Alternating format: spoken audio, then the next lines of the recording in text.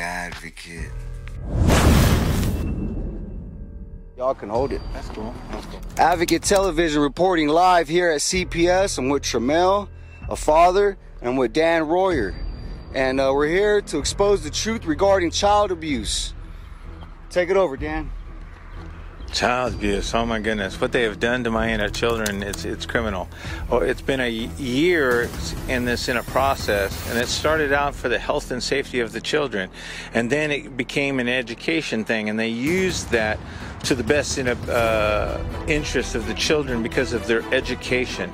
That they had to force them into wearing a mask and get tested and everything else that way.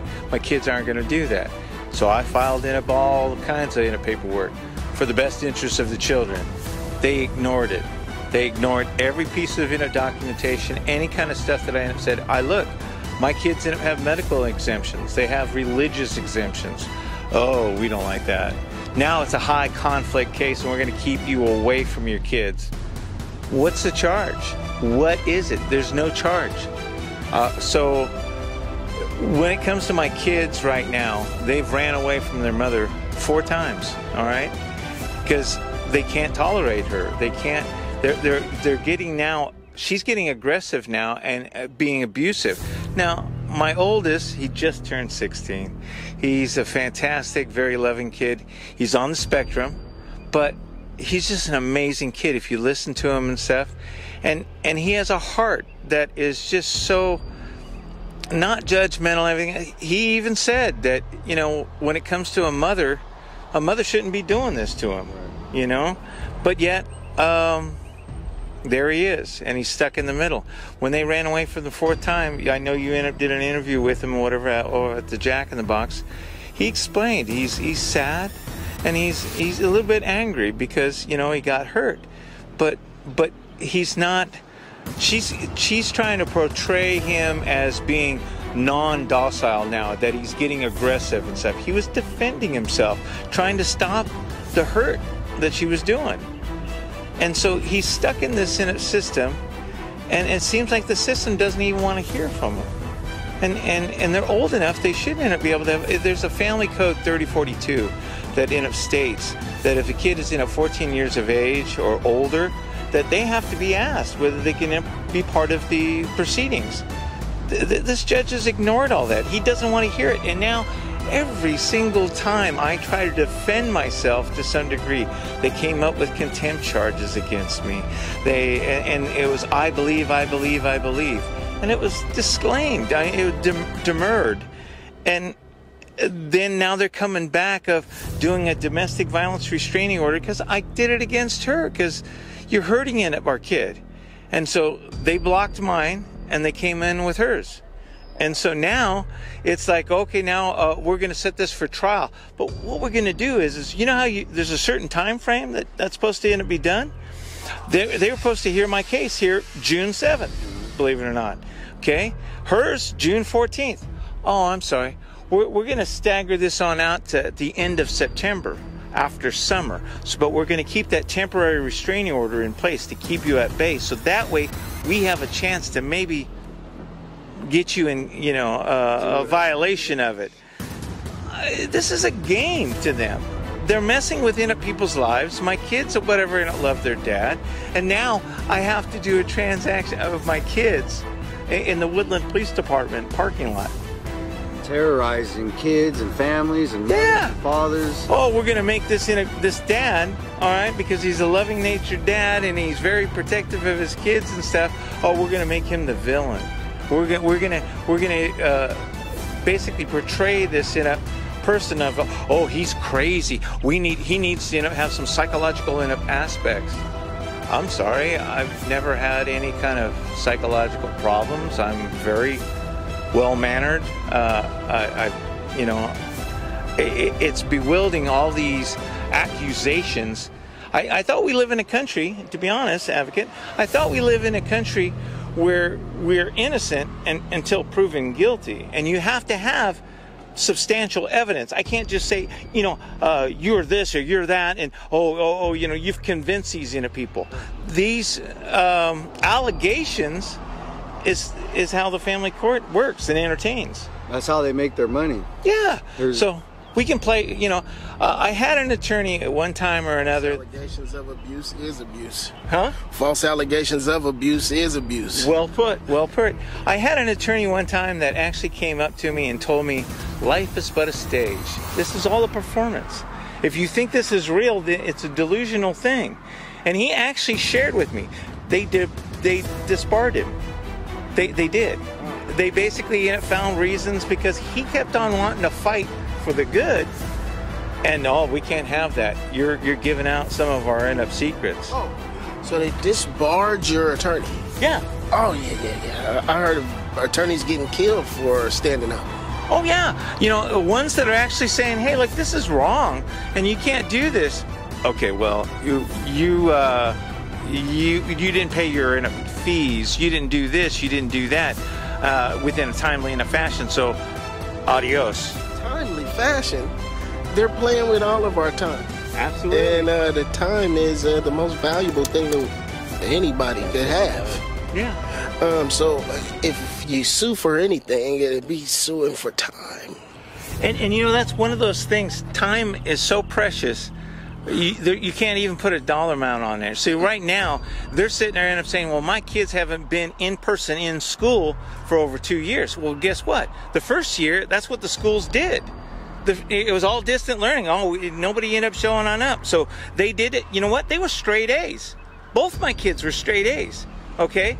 And so then when the court intervened and did this stuff, they don't want to mention that.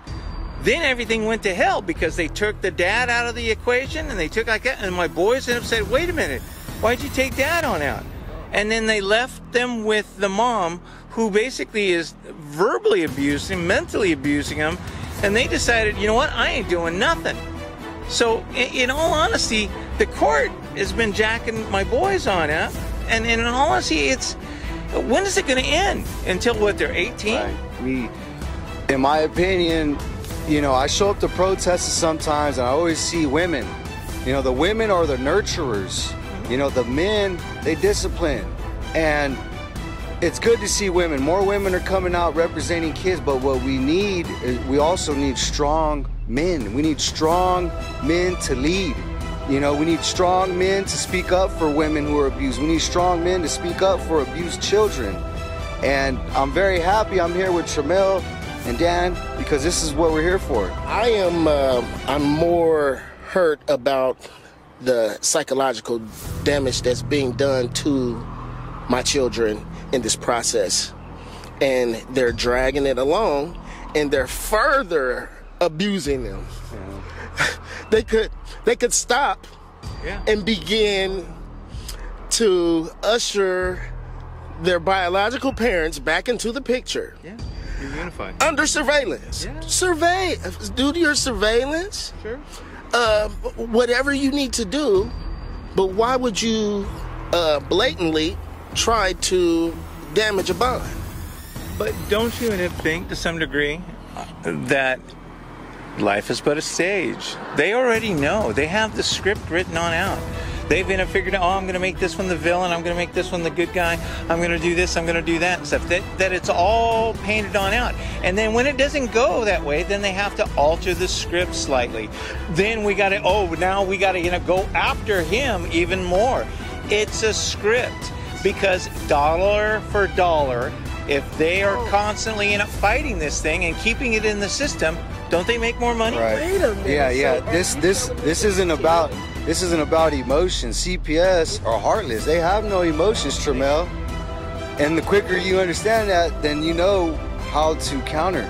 You know, like in other words, we can't fight them certain ways. We have to attack them, you know, different ways. Well, you can't fight if we just call them out and tell them they're unmoral, it's not gonna stick. You know, we need to get people out there. We need people to come together. There's a lot of victims out there. Oh, wow. A lot of victims. All over America, there's victims. People need to stick up for children, their children and other people's children. So we need to band together.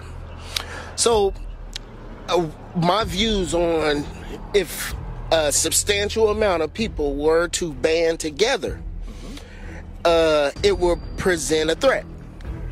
Yeah. A threat. A social problem. Yeah, a social problem. Right. It's a good threat. Starts as perception. Either they hear us because we want to be heard, or we'll just keep going. If we need 100 people or 1,000 people, well, then we know what we got to do, obviously. They're not listening to a lot of victims, and that's why this continues to happen. So essentially, who addresses this issue? So that we can go to, what did we talk about our first one? The source. Who is the source? There's so many sources. I mean, there's obviously a beast at the top, but I mean, you got CPS, you got the police, you got the sheriffs, you got cops, judges, lawyers. They all working together. You know, well, it's government. I mean, if government's going to abuse you, they're going to abuse you. The fact of the matter is what you're going to do about it. So we don't have a constitution. We don't end up have rights that was end up stated. You know, yeah, the they're Bill not of Rights. using the Constitution in the court. So if that's the case, you know, our Constitution basically states that if our government has basically gone rogue, we the people have to take that back. Yeah. And do rights and laws go hand in hand? Rights and laws should be going in hand. That's the reason why those laws have been written. But I've seen some really screwy up laws in regards to you can't eat a fish off of a camel's back in Ohio. And they actually paid somebody to create that law. What I'm getting at, though, I got off track. You're still on track? Because you're talking about the nonsense. It's the nonsense that our government is doing. And it comes down to this, okay? They need to reunify families, not tear them apart. If they're tearing apart, they're not doing their job, and they need to be either removed, replaced, or just gone, you know, because in all honesty, this is ridiculous. This is not how it's supposed to be. You know, these kids, you know, these. And what about the media? The media is not even covering none of this. Okay, that's why it continues to happen. Let's do the media goes for viewers. They go for you know, they work for the other side because, hey, look, I can pay you a little bit of money. I can pay you some money here. You know, I want you to show this or show that and do this and stuff. Our media has taken over in the United States. It's taken on over. They have the same script on a lot of things and stuff. So we've seen that, we've witnessed that, especially with this COVID thing. So it's gotten to a point where, hey, well, we got to do this, we got to do that. They have been bought. Our medical system pretty much has been bought. Yep. Okay, we need to take a stand and realize this and get the word on out. If you're not awake yet, you know, then you're woke, right. I guess. Yeah, the media, they're playing devil's advocate, and that's why I'm here, because they're not going to help children. If I call the media right now in any county across the United States and explain to them I have a child with bruises from head to toe, guess what's gonna happen? Nothing. You know why? Because that goes against the best interest of that county. They do not want child abuse to be exposed, because it's not just child abuse. There's reasons, specific reasons why abuse is happening in specific cases. Kids are dying from abuse. This needs to stop. Absolutely. Absolutely. Thank you. I said enough. Banding together is the only thing that's going to pose a threat, and that's just about it. When it comes to our government, our court system, I look at it in kind of a where, like I said, life is a performance. I see the performance that they do. The minors' councils, the evaluators, and everything else, they all make money. The only time that they don't make money is if they don't get called in. They don't end up having it. We'll actually get this resolved. We'll go ahead and try to unify the kids back with their parents and stuff that way, because that would be, I would consider, the best interest of it. They're not making any money off of that. We got to end up, extend it to the next court date. We're going to extend it to the next court date. We're going to end up doing it this way. We're going to sit there and not speak to the kids, okay? I don't think we're ready for that. When are you going to be ready for that? My kids are old enough they should be able to end up speak up and be able to say something to the court. But the judge chooses not to do that, because that way it could be resolved. They don't want anything resolved. They want to be able to go through and have this evaluator, you know, charge, you know, $5,000 and just abuse the whole situation. So I look at this as in, we're caught in a system that's obviously broken, and the only way that it's ever going to get fixed if we dismantle it, get rid of it, try again. You know, it's a billion-dollar, multi-billion-dollar industry when it comes to the United States. With all the stuff that's going on in the court, it needs to stop. And the only way that's going to happen is if people, good, fine people, get together and say, hey, look, I know this person that is going through this, and I know that person, or that I'm going currently through this, and that person's going through that, and they say enough is enough. This needs to stop. Give our kids back. Thank you.